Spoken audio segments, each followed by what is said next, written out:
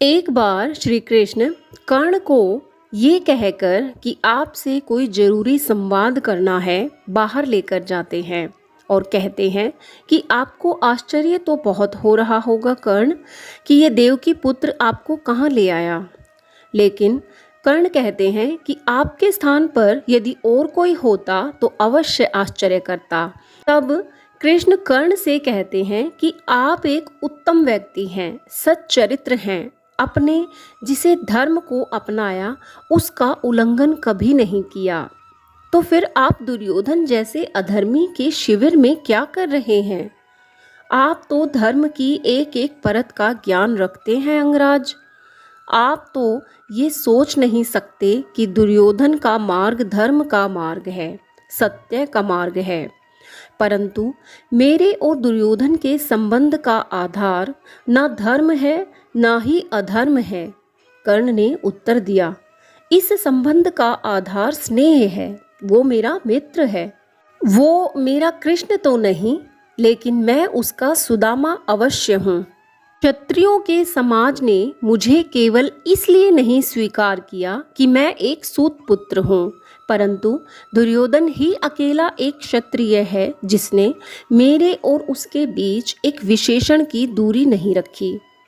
आज से बरसों पहले जब हस्तिनापुर अक्षत्रिय समाज के सामने द्रोणाचार्य, कृपाचार्य जैसे श्रेष्ठ मेरा अपमान कर रहे थे, तब केवल दुर्योधन मेरी सहायता के लिए उठा था। उसने मुझे अंग देश का राजा बनाकर ये अधिकार मुझे दिलवाया कि मैं उस अभिमानी कुंती पुत्र अर्जुन को ललकार सकूं। इसलिए मैं आंखें मूंद लेता हूँ जब भी मुझे दुर्योधन में कोई दोष दिखाई देता है। बस यही कारण है देवकी नंदन कि मैं दुर्योधन के पक्ष में हूँ। इस संसार में केवल दो ही ऐसे प्राणी हैं जिनसे मैं प्रेम करता हूँ, दुर्योधन और वो देवी जिसने मुझे जन्म तो नहीं दिया, परंतु वो मेरे लिए उस माता से भी अधिक महत्वपूर्ण है जिसने मुझे जन्म तो दिया लेकिन जन्म देते ही त्याग दिया। मैं दुखी होता हूँ तो इन्हीं दोनों को दुखी देखकर, और सुखी होता हूँ तो इन्हीं दोनों को सुखी देखकर। मेरे पास अपना कोई सुख नहीं है, ना कोई दुख है।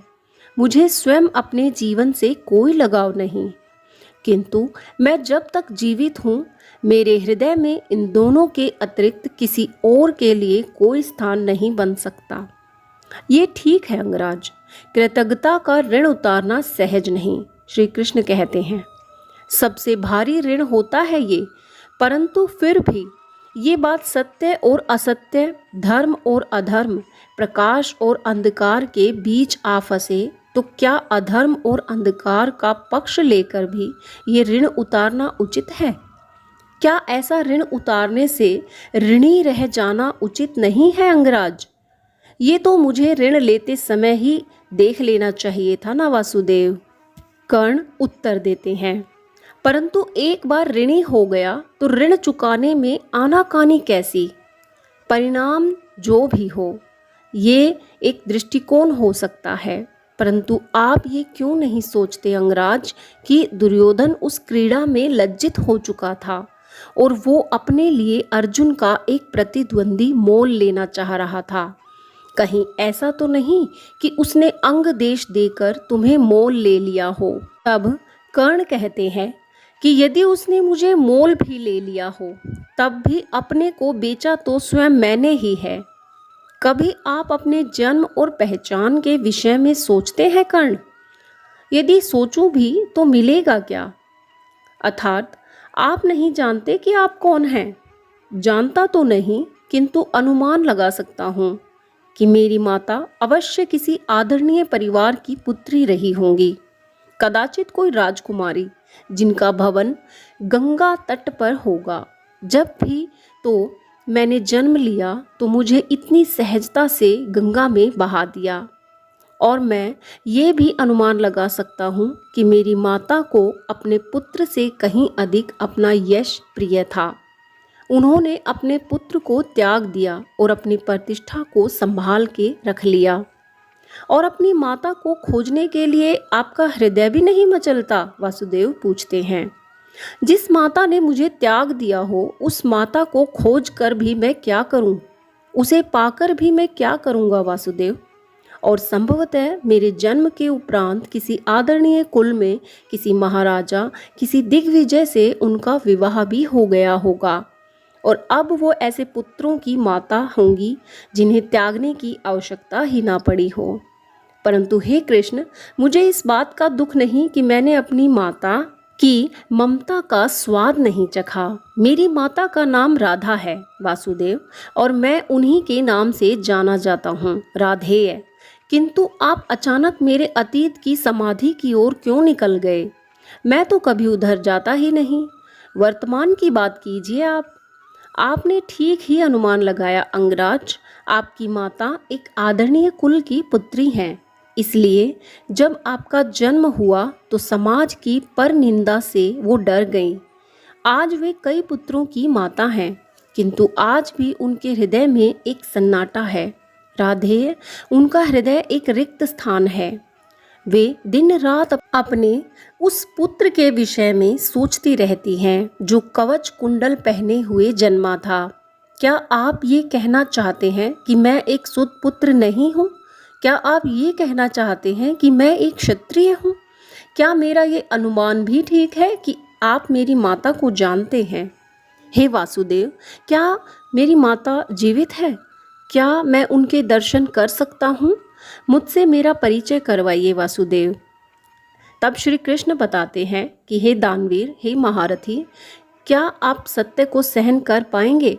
सत्य का घाव अपमान के घाव से तो गहरा नहीं होता ना वासुदेव, कर्ण कहते हैं। आपकी माता आपके अलावा 5 महारथियों की माता है जिन्होंने आज तक पराजय का स्वाद नहीं चखा। 5 महारथी? आप कहीं पांडवों की बात तो नहीं कर रहे हैं? उनके अतिरिक्त और कौन ऐसे महारथी हैं जिन्होंने पराजय का स्वाद ना चखा हो?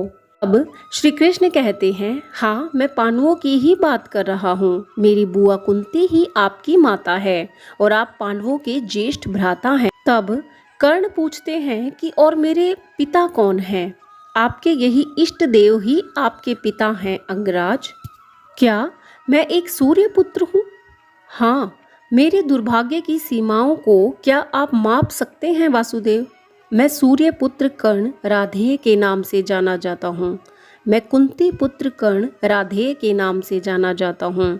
मैं कुलीन युधिष्ठिर, शक्तिशाली भीम, शूरवीर अर्जुन, सुंदर नकुल और बुद्धिमान सहदेव का ज्येष्ठ भ्राता कर्ण राधेय के नाम से जाना जाता हूँ। सारा संसार मुझे सूत पुत्र कहता रहा और मैं सुनता रहा। तनिक सोचिए वासुदेव, मेरी पीड़ा समझने का प्रयास कीजिए और इसका उपचार बताइए। हे देवकी नंदन, आप तो पहले से ही जानते रहे होंगे ना, तो फिर आपने मुझे बताया क्यों नहीं और आज मुझे ये क्यों बता रहे हैं? मैं तो पांडवों के लिए अपनी घृणा की पूंजी लिए जी रहा था और अपने को धनी समझ रहा था। आपने मुझे ये सब कुछ बताकर मेरा मानसिक संतुलन क्यों बिगाड़ दिया? मुझसे मेरी घृणा छीनकर मुझे निहत्था क्यों कर दिया?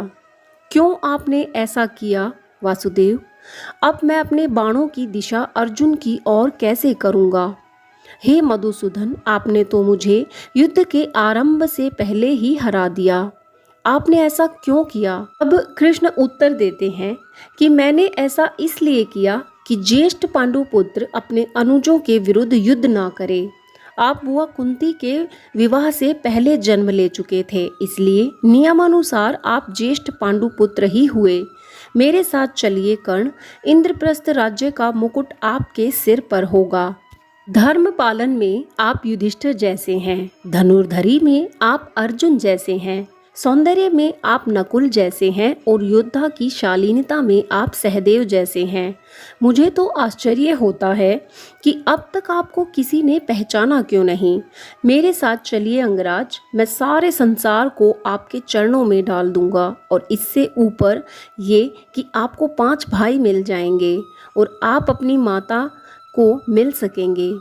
आप जो कुछ कह रहे हैं ना, वो सब ठीक है वासुदेव, परंतु मैं दुर्योधन का ऋणी हूँ। आपने तो उस ऋण के विषय में कुछ भी नहीं कहा। मैं आपके लिए अपने आप से झूठ नहीं बोल सकता वासुदेव। मैं ये भी जानता हूँ कि पांडवों को आपकी सुरक्षा का छत्र मिला है, और मैं क्या, युद्ध में तो उन्हें कोई भी नहीं हरा सकता। और मैं ये भी जानता हूँ कि कौरवों की पराजय निश्चित है। फिर भी दुर्योधन के ही ध्वज तले युद्ध करूँगा वासुदेव। दुर्योधन के लिए मेरा आत्मविश्वास पराजय स्वीकार करने को भी तैयार है। हे मधुसूदन, अब ये जान लेने के बाद कि अर्जुन मेरा अनुज है, मैं उसकी ओर प्राण लेने वाले बाण तो नहीं भेज सकता, फिर भी मैं युद्ध करूँगा। आप तो ये अच्छे से जानते थे ना कि मैं दुर्योधन की मित्रता का त्याग नहीं करूँगा। फिर भी आपने मुझे मेरे जन्म का रहस्य बताकर अर्जुन के प्राणों की रक्षा कर ली। हे केशव, यदि आपने ऐसा ना किया होता तो अच्छा होता। तो अब आप मुझे एक वचन दीजिए कि मेरे वीर गति को प्राप्त होने तक मेरे अनुजों को ये नहीं बताएंगे।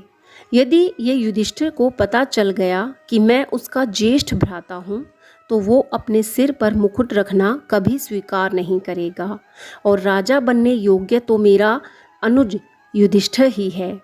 हे मधुसूदन, अब हमारी भेंट रणभूमि में ही होगी। देखा आपने कि कर्ण कितना बड़ा दानी और कितना बड़ा मित्रपरायण था।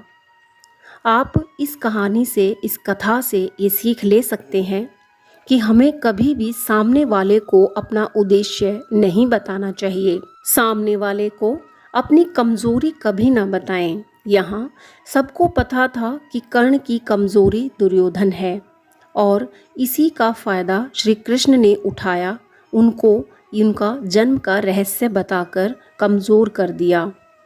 और एक बात ये कि हमेशा अपने सिद्धांतों पर कायम रहें, तभी आप इतिहास का हिस्सा बन पाएंगे। जैसे कर्ण ने गलत होते हुए भी ये स्वीकार नहीं किया कि वो दुर्योधन की मित्रता छोड़ दे, क्योंकि दुर्योधन ने ऐसे समय में उसका साथ दिया था जब कोई उसके साथ नहीं था। तो कभी अपने ऋण को ना भूलें, तभी आप इतिहास में अपना नाम दर्ज करवा सकेंगे। तो ये थी एक कथा मित्रता के ऊपर। आपको कैसी लगी कमेंट करके ज़रूर बताएं।